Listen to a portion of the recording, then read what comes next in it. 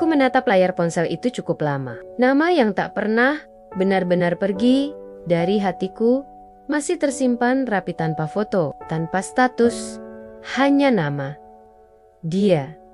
Jari-jariku gemetar saat menekan pesan yang sudah lama kusimpan sebagai draft. Aku akan menikah, aku ingin kamu datang. Aku tahu pesan itu terdengar kejam atau mungkin bodoh, tapi aku ingin dia tahu. Bukan untuk menyakiti, melainkan untuk meyakinkan diriku sendiri bahwa aku sudah benar-benar selesai. Aku akan menikah bulan depan dengan seseorang yang baik, yang sabar, yang mencintaiku tanpa syarat. Namun, entah mengapa, bayangan masa lalu terus mengintip di sela kebahagiaanku. Cinta yang tak pernah benar-benar mati. Kami berpisah bukan karena tidak saling mencintai, justru karena kami terlalu mencintai, namun sama-sama lelah berjuang. Dia pergi mengejar mimpinya. Aku bertahan dengan harapanku, dan pada akhirnya jarak mengubah segalanya menjadi sunyi. Aku ingat hari terakhir kami bertemu. Tak ada air mata, tak ada pertengkaran. Hanya dua orang yang duduk bersebelahan, berpura-pura kuat, padahal hati kami remuk tanpa suara. Sejak hari itu, aku bersumpah tidak akan menoleh ke belakang. Namun, sumpah seringkali kalah oleh kenangan, balasan yang menghancurkan pertahanan. Ponselku bergetar, pesan masuk. Dari dia. Aku menarik napas panjang sebelum membukanya. Aku akan datang. Terima kasih sudah mengundangku.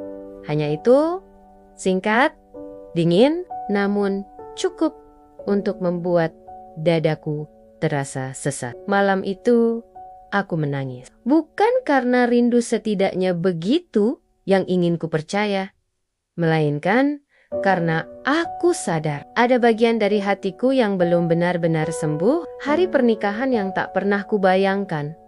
Gedung pernikahan dipenuhi bunga putih dan senyum bahagia. Gaun yang kupakai adalah gaun impianku sejak kecil. Semua tampak sempurna. Sampai aku melihatnya, dia berdiri di sudut ruangan. Lebih kurus, lebih dewasa. Tatapannya sama tenang, namun menyimpan ribuan cerita. Jantungku berdetak tak beraturan. Aku berusaha tersenyum, berpura-pura tidak terguncang. Saat mata kami bertemu, dia tersenyum. Dan disitulah aku tahu, dia juga sedang berjuang. Percakapan terakhir yang mengubah segalanya. Kami berbicara di luar ruangan, di bawah lampu taman yang temaram. Aku bahagia melihatmu, katanya. Suaranya tulus, terlalu tulus untuk sebuah kebohongan. Aku juga, jawabku. Padahal air mataku sudah menunggu jatuh. Dia menunduk sejenak, lalu berkata pelan, "Aku pernah membayangkan berdiri di tempat dia sekarang." Kalimat itu menghantam hatiku tanpa ampun. Tapi aku terlambat, lanjutnya. Dan mungkin memang bukan aku orangnya. Aku menggenggam tanganku sendiri agar tidak runtuh. Aku datang bukan untuk merebutmu, katanya lagi. Aku datang untuk mengikhlaskan. Air mataku akhirnya jatuh. Bukan karena ingin kembali, melainkan karena aku akhirnya mengerti cinta sejati tidak selalu tentang memiliki. Hati yang akhirnya tenang saat aku berjalan menuju pelaminan. Aku melihatnya pergi tanpa menoleh. Dan untuk pertama kalinya, aku tidak ingin mengejarnya. Bukan karena aku tidak mencintainya, melainkan karena aku telah belajar mencintai diriku sendiri.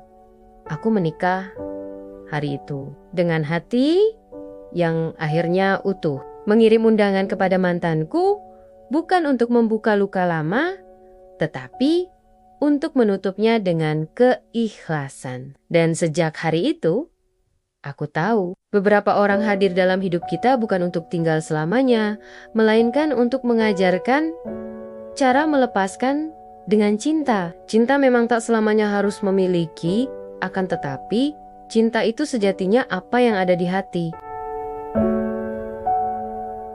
Bagaimana dengan kalian? Apakah ada yang pernah merasakan atau mengalami hal yang sama? Silahkan tulis pengalaman kalian. Terima kasih sudah menyimak dan jangan lupa di like, komen, share, dan subscribe.